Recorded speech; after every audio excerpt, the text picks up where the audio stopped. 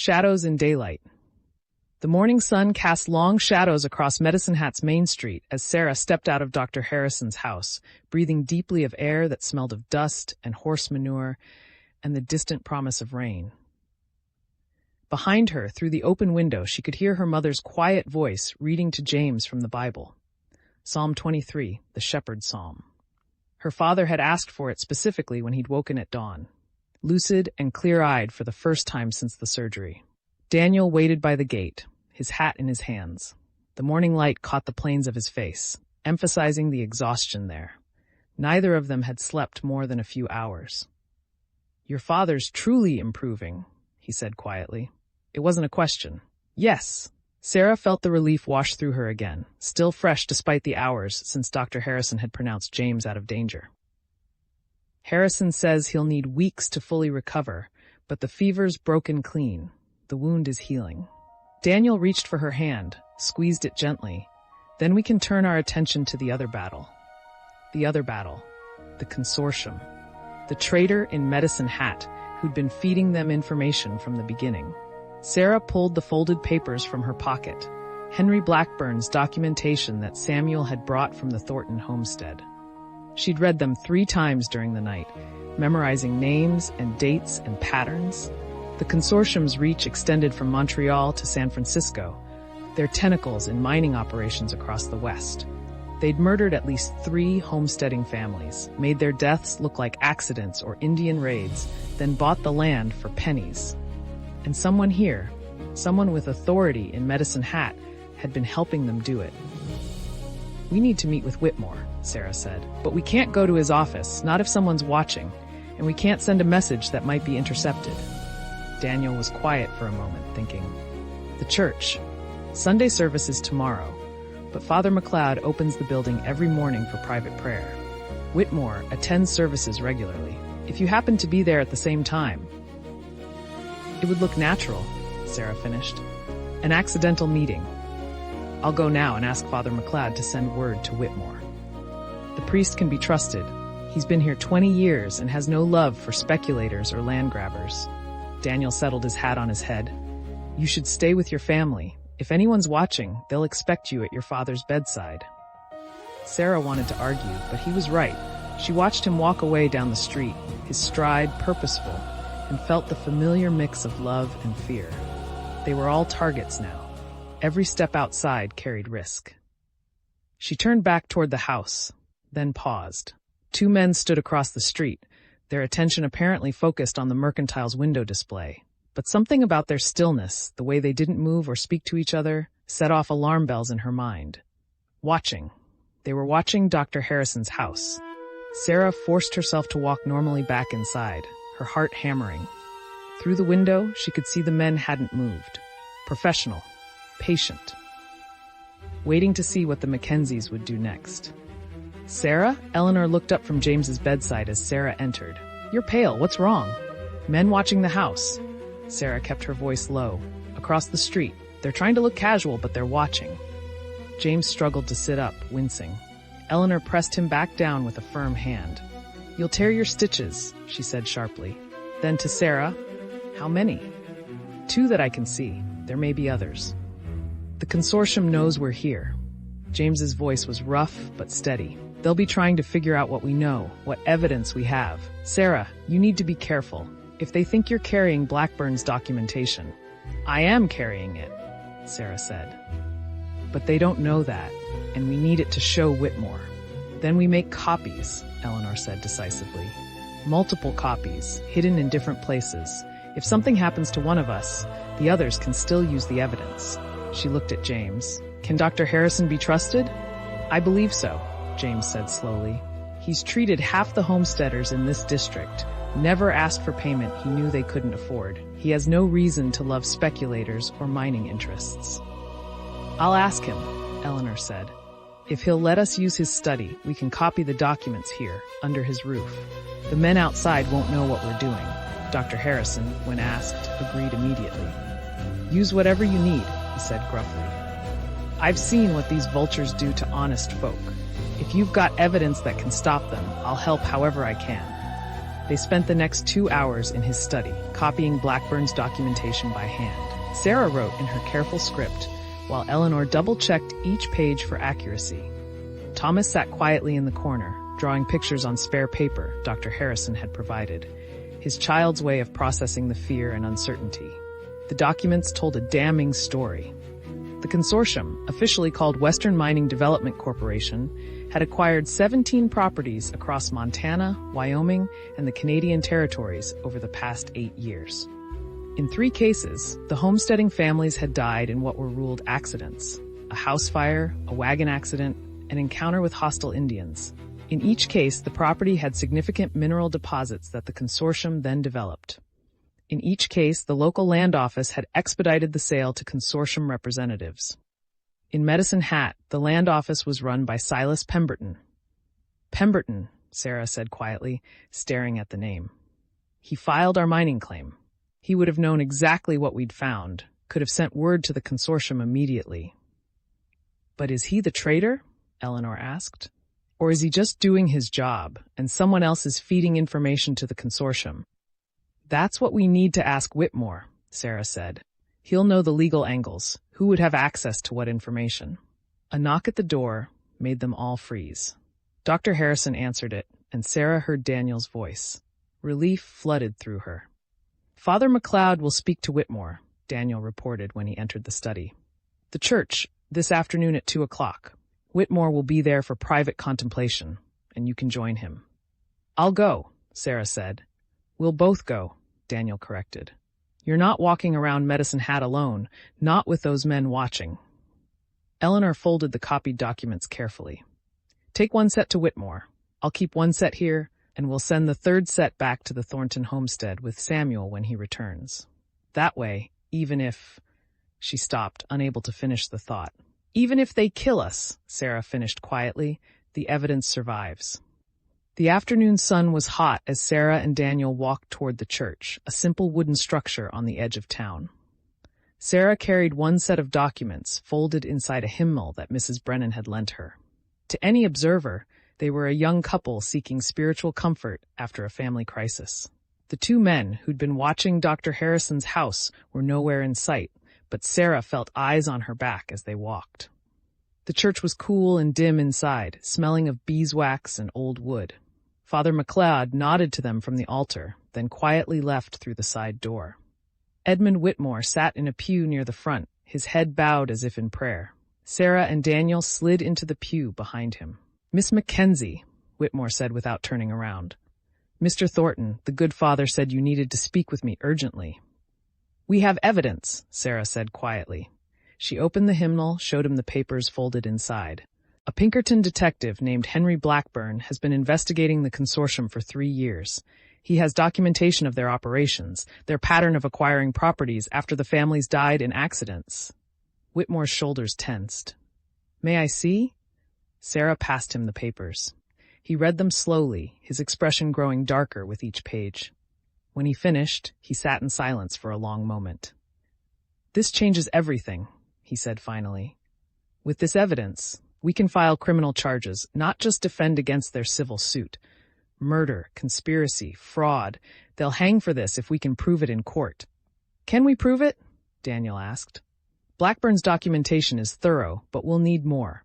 Witness testimony. Financial records linking the consortium to the local contacts who helped them. Whitmore turned to face them. You believe someone in Medicine Hat has been working with them.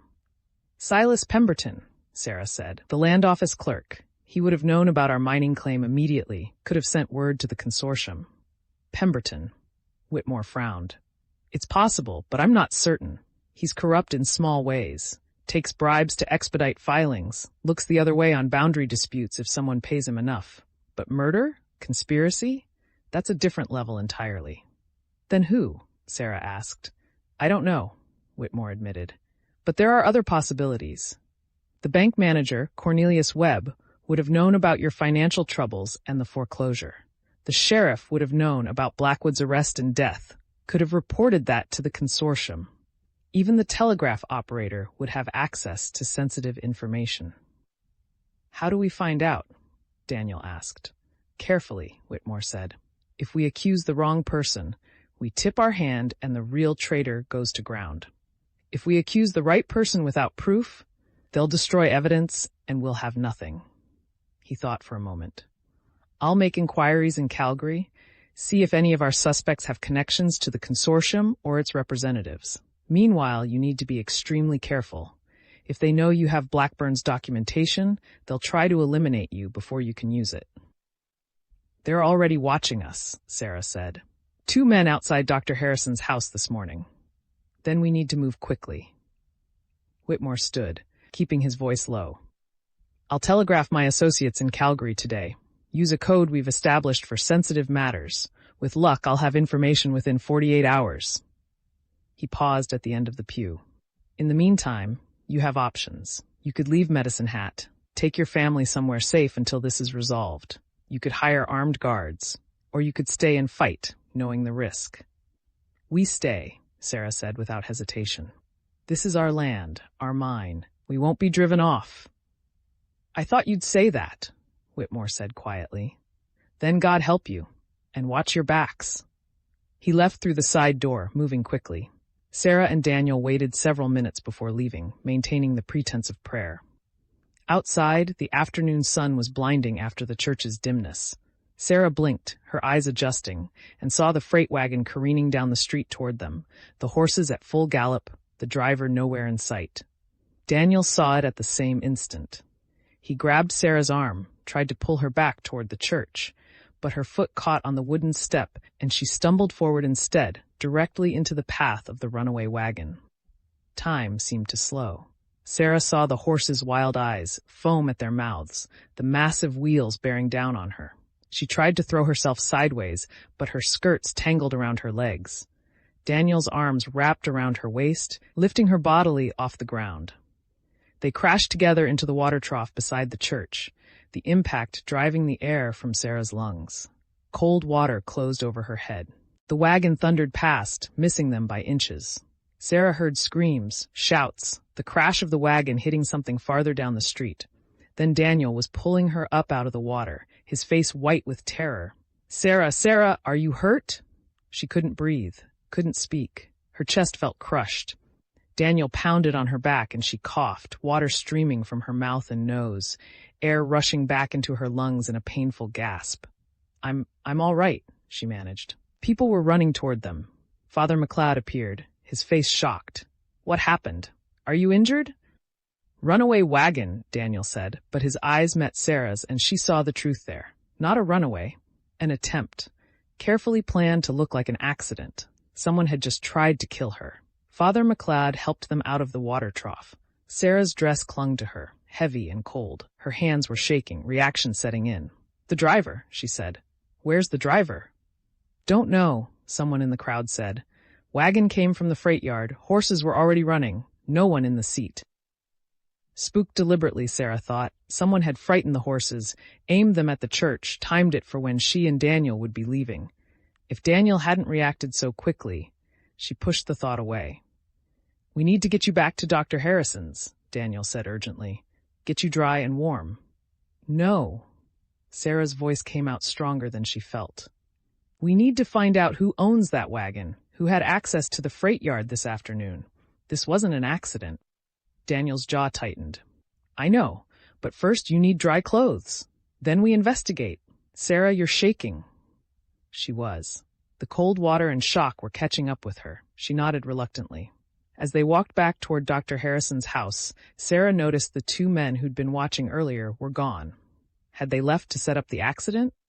Or had they simply been scouts, and someone else had executed the attack? Either way, the message was clear. The consortium knew what they had, and they were willing to kill to stop them from using it. The war had entered a new phase. No more legal maneuvering, no more watching from a distance. This was assassination, plain and simple. And Sarah Mackenzie had just survived the first attempt. Inside Dr. Harrison's house, Eleanor took one look at Sarah's dripping clothes and white face and immediately took charge. Upstairs now, we'll get you dry and warm. Mother, it wasn't an accident, Sarah said as Eleanor hustled her toward the stairs. Someone tried to kill me. The wagon. I know, Eleanor said grimly. Half the town is already talking about the runaway wagon that nearly killed the Mackenzie girl. Convenient timing, wasn't it? Right after you met with Whitmore. Sarah stopped on the stairs. Someone was watching. They knew we were at the church. Or they were watching Whitmore and followed him there, Eleanor said. Either way, they know you're a threat now, which means we need to be smarter, faster, more careful than they are. In the upstairs room, Sarah stripped off her wet clothes while Eleanor found dry ones. Through the window, Sarah could see people gathered in the street, examining the crashed wagon. It had hit the corner of the Mercantile, spilling freight across the boardwalk. The horses had been caught and were being led away. No one was looking at the freight yard, at who might have access, at who could have spooked the horses and aimed them at the church. No one except the consortium's people, who were probably already making sure any evidence disappeared. "We need to tell Father," Sarah said as she pulled on the dry dress. "I already did," Eleanor said. "He wants you to stay inside. Stay safe. I told him you wouldn't listen." "I won't. I know." Eleanor's expression was complicated. Fear and pride and determination mixed together. "You're your father's daughter, stubborn as the prairie is wide." She took Sarah's hands. "But Sarah, listen to me. They tried to kill you today. They'll try again. You need to understand what that means. These aren't men who'll give up or be frightened off. They'll keep coming until either they're stopped or you're dead." "I know," Sarah said quietly. "But Mother, if we run, if we hide, they win. They take the mine. They kill the next family who finds something valuable, and the next. It never stops unless someone stops them. And that someone has to be you?" "It has to be us," Sarah corrected. "All of us. We have the evidence. We have Blackburn's investigation. We can stop them, but only if we're willing to fight." Eleanor was quiet for a long moment. Then she nodded. "All right, we fight, but we fight smart. No more walking around Medicine Hat without protection. No more meetings that could be observed. And we make sure that evidence is distributed widely enough that killing any one of us won't stop the truth from coming out." "Agreed," Sarah said. Downstairs, Daniel and Dr. Harrison were talking in low voices. James was awake, propped up on pillows, his face drawn with pain and worry. "Sarah," he said as she entered.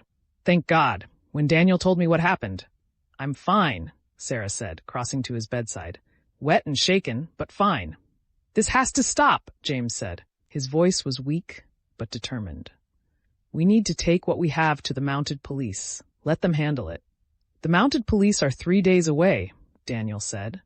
"And we don't know who in Medicine Hat might send warning to the consortium before the police arrive.